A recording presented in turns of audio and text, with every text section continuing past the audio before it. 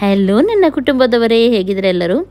ಹೆಚ್ಚಾಗಿ ಏನಾದರೂ ಸ್ವೀಟ್ ತಿನ್ನೋಣ ಅಂತ ತುಂಬ ಆಸೆ ಆಗುತ್ತೆ. ಮನೆಯಲ್ಲಿರುವ ಸಿಂಪಲ್ ಸಾಮಗ್ರಿಗಳಿಂದ ಏನಾದರೂ ಮಾಡ್ಬೋದು. ಕುತ್ಕೊಂಡಲ್ಲೇ ಇವಾಗ ಮನೆಯಲ್ಲೇ ಇರ್ತೀವಿ, ಏನಾದ್ರು ತಿನ್ನೋಣ ಅಂತಲೇ ಆಗೋದು ಇಡೀ ದಿನ.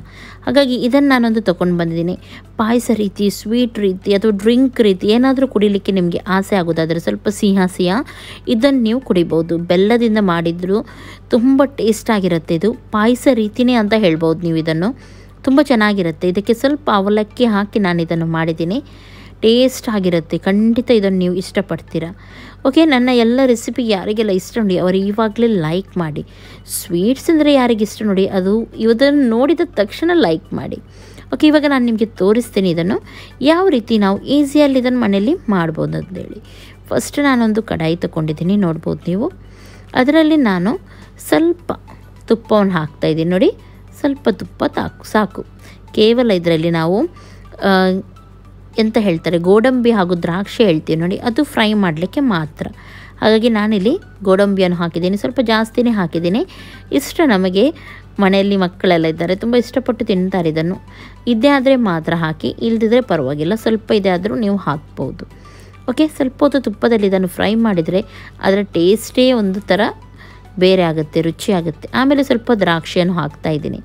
ಎರಡನ್ನು ಕೂಡ ನಾನು ಸ್ವಲ್ಪ ಹೊತ್ತು ತುಪ್ಪದಲ್ಲಿ ಫ್ರೈ ಮಾಡ್ತೀನಿ.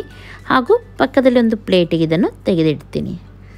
ತುಂಬ ಚೆನ್ನಾಗಾಗುತ್ತೆ ಈ ರೀತಿ ಫ್ರೈ ಮಾಡಿದ ಗೋಡಂಬಿ ತಿನ್ನಲಿಕ್ಕೆ. ಓಕೆ, ನೆಕ್ಸ್ಟ್ ಅದೇ ಪಾತ್ರೆಗೆ ನಾನು 1/2 ಲೀಟರ್ ಹಾಲು ಹಾಕ್ತಾಯಿದ್ದೀನಿ. ಒಮ್ಮೆಲೆ ಮನೆಯಲ್ಲಿ ತುಂಬ ಜನ ಇದ್ದಾರೆ ಆದರೆ ನೀವು ಸ್ವಲ್ಪ ಜಾಸ್ತಿ ಹಾಲನ್ನು ಯೂಸ್ ಮಾಡ್ಬೋದು.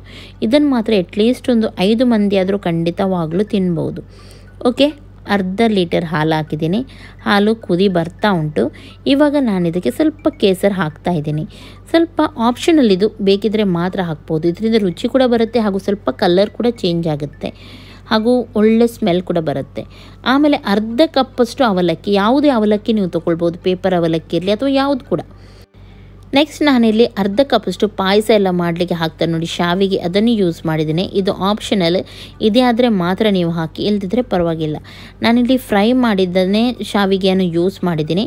ಒಮ್ಮೆಲೆ ನಿಮ್ಮ ಹತ್ರ ಫ್ರೈ ಮಾಡಿದ ಶಾವಿಗೆ ಇಲ್ಲದ್ರೆ ಸ್ವಲ್ಪ ತುಪ್ಪ, ನಾವು ಫಸ್ಟಿಗೆ ಫ್ರೈ ಮಾಡ್ತೀವಿ ನೋಡಿ ಗೋಡಂಬಿ ಎಲ್ಲ, ಆವಾಗ ನೀವು ಫ್ರೈ ಮಾಡಿದರೆ ಆಯಿತು. ಅಥವಾ ಶಾವಿಗೆ ಇಲ್ಲ ಅಂತಾದರೆ ಕೇವಲ ಅವಲಕ್ಕಿ ಹಾಕಿದ್ರೇ ಸಾಕು. ನೋಡಿ ಕುದಿ ಬರ್ತಾ ಉಂಟು. ಇದನ್ನು ನಾನು ಜಾಸ್ತಿ ಕುದಿಸೋದಿಲ್ಲ, ಗೊತ್ತುಂಟು ಶಾವಿಗೆ ಹಾಕಿದರೆ ಯಾವಾಗಲೂ ಆಮೇಲೆ ಗಟ್ಟಿ ಆಗುತ್ತೆ. ಇದು ಸ್ವಲ್ಪ ನಮಗೆ ಈ ರೀತಿ ನೀರು ರೀತಿ ಇರಬೇಕು, ಕುಡಿಲಿಕ್ಕೆ ಸಿಗಬೇಕು. ಹಾಗಾಗಿ ನಾನು ಇದಕ್ಕೆ ಜಾಸ್ತಿ ಕುದಿಸ್ತಾ ಇಲ್ಲ, 3/4 ಶಾವಿಗೆ ಇಲ್ಲಿ ಕುದಿಸ್ತಾ ಇದ್ದೀನಿ. ಆಮೇಲೆ ಇದಕ್ಕೆ ಸ್ವಲ್ಪ ಇಲೈಚಿ ಪೌಡರ್ ಹಾಕ್ತಾ ಇದ್ದೀನಿ ನೋಡಿ. ಚೆನ್ನಾಗಿ ಇವಾಗ ಕುದಿ ಬರ್ತಾ ಉಂಟು, ನೋಡ್ಬೋದು ನೀವು. ಇದು ನೀರು ರೀತಿಯೇ. ಒಮ್ಮೆಲೆ ತಿಕ್ಕಾಗುತ್ತೆ ಅಂತ ಆದರೆ ನೀವು, ಅಂದರೆ ಗಟ್ಟಿ ಆಗುತ್ತೆ ಅಂತಾದರೆ ಸ್ವಲ್ಪ ನೀವು ನೀರನ್ನು ಸೇರಿಸ್ಬೋದು. ತುಂಬ ಗಟ್ಟಿ ಚೆನ್ನಾಗಾಗೋದಿಲ್ಲ ಹಾಗಾಗಿ. ಓಕೆ, ನೆಕ್ಸ್ಟ್ ನಾವು ಫ್ರೈ ಮಾಡಿಟ್ಟ ಗೋಡಂಬಿ ಎಲ್ಲ ಇತ್ತು ನೋಡಿ, ಅದನ್ನು ಕೂಡ ಹಾಕ್ತಾಯಿದ್ದೀನಿ. ಚೆನ್ನಾಗಿ ಒಂದು ಕುದಿ ಬರಲಿದ್ದು, ಆಮೇಲೆ ನಾನು ಇದರ ಗ್ಯಾಸನ್ನು ಆಫ್ ಮಾಡ್ತೀನಿ. ಜಾಸ್ತಿಯಾಗಿ ನಾನು ಇದನ್ನು ಕುದಿಸೋದಿಲ್ಲ. ಓಕೆ ನೋಡಿ, ಇವಾಗ ಕುದಿ ಬರ್ತಾ ಉಂಟು. ನಾನೇನು ಮಾಡ್ತೀನಿ ಅಂದರೆ ಗ್ಯಾಸನ್ನು ಆಫ್ ಮಾಡ್ತೀನಿ. ಚೆನ್ನಾಗಿ ಕುದಿ ಬಂದಿದ್ದೆ ನೋಡಿದ್ರಲ್ಲ, ಪಾಯಸ ರೆಡಿ ಆಯಿತು. ಇಷ್ಟೇ ಮಾಡಲಿಕ್ಕಿರೋದು ಇದರಲ್ಲಿ. ಆಮೇಲೆ ಇದು ತಣ್ಣಗಾದಮೇಲೆ ನಾನು ಇದಕ್ಕೆ ಬೆಲ್ಲದ ನೀರನ್ನು ಹಾಕ್ತಾ ಇದ್ದೀನಿ. ಒಮ್ಮೆಲೆ ಬೆಲ್ಲದ ನೀರು ನಿಮಗೆ ಇಷ್ಟ ಇಲ್ಲದ್ರೆ ಮೊದಲೇ ನೀವು ಹಾಲು ಕುದಿಸುವಾಗಲೇ ಸಕ್ಕರೆಯನ್ನು ಹಾಕಿದರೆ ಆಯಿತು. ನಿಮಗೆ ಯಾವ ರೀತಿ ಎಷ್ಟು ಸಿಹಿ ಬೇಕು ನೋಡಿ ಆ ಪ್ರಮಾಣದಲ್ಲಿ ನೀವು ಸಕ್ಕರೆಯನ್ನು ಹಾಕಿ. ನಾನಿಲ್ಲಿ ಬೆಲ್ಲದ ನೀರನ್ನು ಹಾಕಿದ್ದೀನಿ. ಓಕೆ, ಚೆನ್ನಾಗಿ ಮಿಕ್ಸ್ ಮಾಡಿ. ಬಿಸಿ ಬಿಸಿ ಇರುವಾಗಲೂ ತಿನ್ನಲಿಕ್ಕೆ ಚೆನ್ನಾಗಾಗುತ್ತೆ, ಅಥವಾ ಸ್ವಲ್ಪ ಕೂಲ್ ಆದಮೇಲೆ ಕೂಡ ಇದು ಚೆನ್ನಾಗಾಗುತ್ತೆ. ಖಂಡಿತವಾಗ್ಲೂ ಇದನ್ನು ನೀವು ಟ್ರೈ ಮಾಡಿ, ತುಂಬ ಟೇಸ್ಟ್ ಆಗಿರುತ್ತೆ. ಇದು ಅವಲಕ್ಕಿ ಎಲ್ಲ ಹಾಕಿದ್ರಿಂದ ಸ್ವಲ್ಪ ಗಟ್ಟಿಯಾಗಿ ಚೆನ್ನಾಗಿರುತ್ತೆ. ಓಕೆ, ಮೇಲಿಂದ ನಾನು ಸ್ವಲ್ಪ ಬಾದಾಮ್ ಪಿಸ್ತಾ ಹಾಕ್ತಾಯಿದ್ದೀನಿ. ಇದು ಆಪ್ಷನಲ್, ನಿಮಗೆ ಬೇಕಿದ್ದರೆ ಮಾತ್ರ ನೀವು ಹಾಕ್ಬೋದು. ಇಲ್ಲದ್ರೆ ಸ್ವಲ್ಪ ಡ್ರೈ ಫ್ರೂಟ್ಸ್ ಎಲ್ಲ ಈ ರೀತಿ ಇದ್ದರೆ ತುಂಬ ಚೆನ್ನಾಗಿರುತ್ತೆ ತಿನ್ನಲಿಕ್ಕೆ ಕೂಡ ಹಾಗೂ ಹೆಲ್ತ್ಗೆ ಕೂಡ. ಓಕೆ, ಇವತ್ತಿನ ಈ ರೆಸಿಪಿ ನಿಮಗೆ ಇಷ್ಟ ಆಯಿತು ಅಂತಾದರೆ ಪ್ಲೀಸ್ ಲೈಕ್ ಮಾಡಿ. ನಿಮ್ಮ ಫ್ರೆಂಡ್ಸ್ ಜೊತೆ ಎಲ್ಲರ ಜೊತೆ ಇದನ್ನು ಶೇರ್ ಮಾಡಿ.